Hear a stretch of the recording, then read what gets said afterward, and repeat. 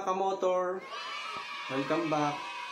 Mga kamotor, ang pagpapaikot naman ng puhunan ang pag-usapan natin. Based sa aking experience mga kamotor nung mga pinagdaanan ko, syempre maliit pa rin yung shop natin noon. Nag-umpisa tayo, wala tayong ganong kalaking hawak na pampaikot ng puhunan sa ating shop. Ang style ng pagpapaikot ko ng puhunan noon mga kamotor, pag may nabiling, kunyari may nabenta kayong mga pyesa, tabi nyo lang muna yung pinagbentahan na yun. Wag nyong gagastusin nyo mga kamotor. Kailangan wag nyo dong kukunin ng expenses nyo, lalo't pagdating sa bahay. Wag nyo munang kukunin doon sa business nyo. Kasi once na kinuha nyo yung puhunan nyo dun sa, ginamit nyo yung puhunan nyo dun sa bahay nyo, pambili ng mga kailangan ng ano sa bahay, hindi aangat ang shop nyo mga kamotor. May hirapan umangat. Kaya kailangan yan, ang pagpapaikot ng kita ng shop nyo kamotor, ipunin nyo lang muna. Pag merong nakita nyong paubos na motor parts nyo, ibili nyo na uli. Ngayon kung malapit lang naman din yung bibilihan nyo, saglitin biyahihin nyo na para hindi maubos din yung pyesa na bibilin nila. Dapat hindi kayo nauubusan mga kamotor. Tuloy-tuloy nyo lang yan, paikot-ikot lang din yung kung anong mabentang pyesa, yung mauubos na pyesa, ibili nyo rin yung mga kamotor para hindi kayo maubusan ng pyesa. Paikot-ikot lang yung puhunan nyo dun. Wag nyo munang babawasan or gagamitin nyo para sa bahay nyo na may bibilihin. Wag muna kamotor, lalo't sa maliliit na puhunan natin.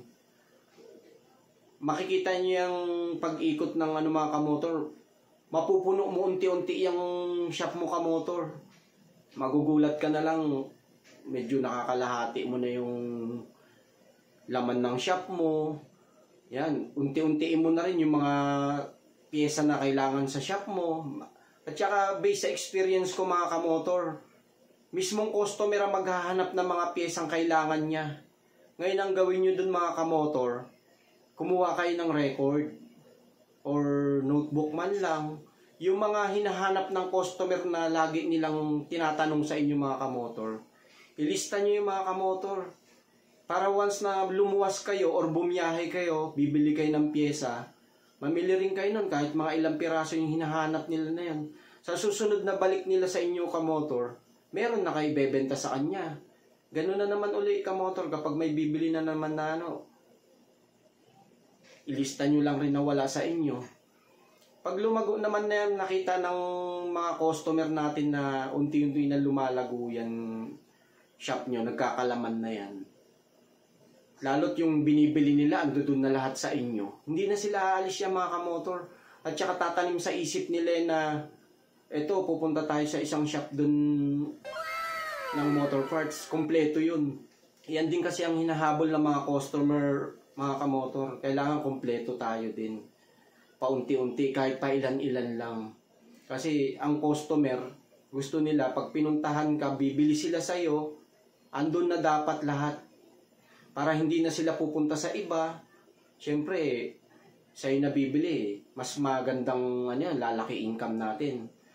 Kaya kapag lumago na yung shop nyo mga kamotor, yung mga nagbibigay ng sa atin, nagbibigay ng mga wholesale, mga kamotor, kapag nakita ng mga, lalo yung mga ahente, puno-puno na yung shop mo ng mga paninda, tapos nakikita nila na parang malakas tong shop na to. Sila na mismo mga kamotor ang magpupunta sa inyo na pilit kayong aalokin na kumuha kayo sa kanila ng pyesa.